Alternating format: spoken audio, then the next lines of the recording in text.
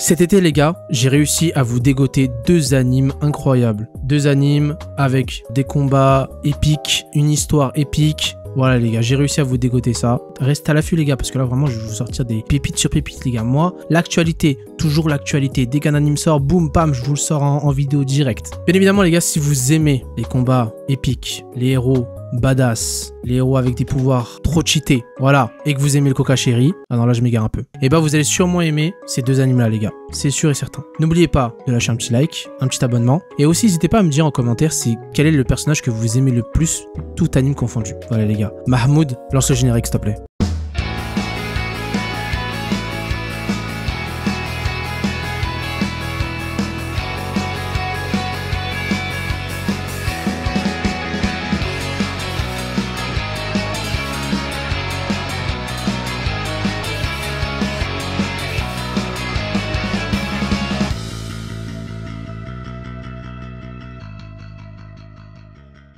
Le premier anime que je vais vous présenter les gars, c'est simple, c'est Classroom for Heroes. Nous sommes dans un genre action, comédie, fantasy, school life, romance et ecchi.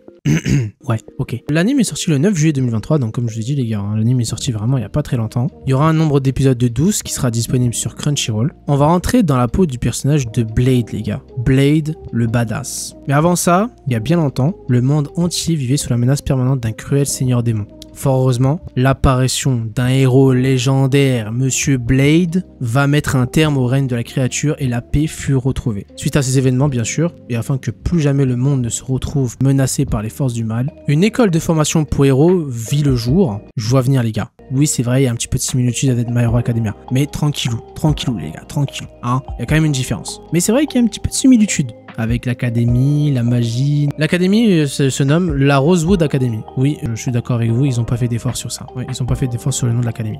Et en fait, c'est dans cette école, qui ne comprend que l'élite parmi les élites, que va se retrouver Ernest Fleming.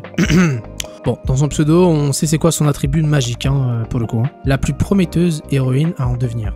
Surnommée l'impératrice des flammes, on aurait pu s'en douter quand même. Et un jour, bah en fait, la jeune femme va faire la rencontre de Blade. Et oui, parce que Blade, du coup, c'est un nouvel étudiant dans cette académie. Bah Blade, déjà, l'impératrice des flammes, donc Ernest, elle va être impressionnée par Blade, parce qu'au début, vas-y, elle le prend pour un nulos, mais au final, elle se rend compte qu'au final, Blade est overcheat, trop fort, trop badass. Et coup du sort ou œuvre du destin, c'est Ernest. C'est à Ernest que le roi demande d'aider Blade à s'intégrer dans l'établissement. Voilà les gars, je vous en dis pas plus, je vous laisse voir par vous-même.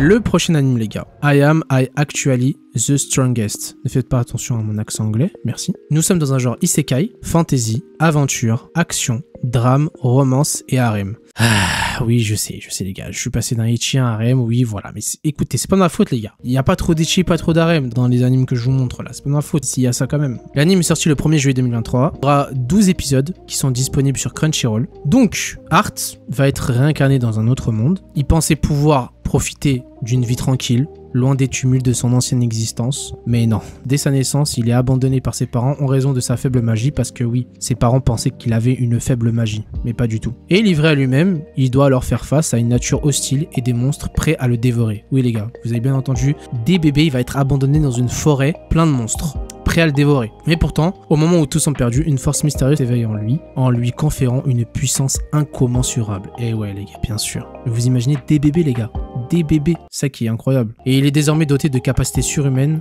Art se jure de prouver à tous ceux qui l'ont abandonné qu'il est digne de confiance et capable de grandes choses. Et maintenant il est accompagné de sa nouvelle petite sœur Charlotte et de Flay, une servante puissante et loyale. Et Art en fait il va s'aventurer dans un monde rempli de dangers et de défis. Pour ce trio improbable, chaque journée est une aventure épique. Ouais les gars, ça c'est clair et net. Hein. Je vous dis, vous allez voir le premier épisode, vous allez comprendre direct qu'on rentre direct dans le vif du sujet en fait. On voit direct le pouvoir de Art, on sait dans quelle aventure on part, voilà, ça c'est sûr. Mais au-delà de la quête de gloire et de richesse, Art aspire avant tout à une vie paisible et heureuse. Voilà, lui tout ce qu'il veut c'est glander, il veut rien faire d'autre. C'est louable hein, après tout. C'est pourquoi il est prêt à tout pour atteindre son objectif, quitte à affronter les plus grands dangers et à défier les plus puissants adversaires les gars, c'est ça qu'on aime, ça qu'on veut voir. De la fight entre des mecs puissants, c'est ça qu'on a envie de voir. Sa détermination sans faille et ses pouvoirs extraordinaires, bah Art en fait il est prêt à se frayer un chemin vers un avenir radieux où la paix et la sérénité règnent en maître. Tout simplement pour cet anime, dites-moi ce que vous en pensez. Je vous dis à la semaine prochaine pour une nouvelle vidéo. Prenez soin de vous. Tchuss.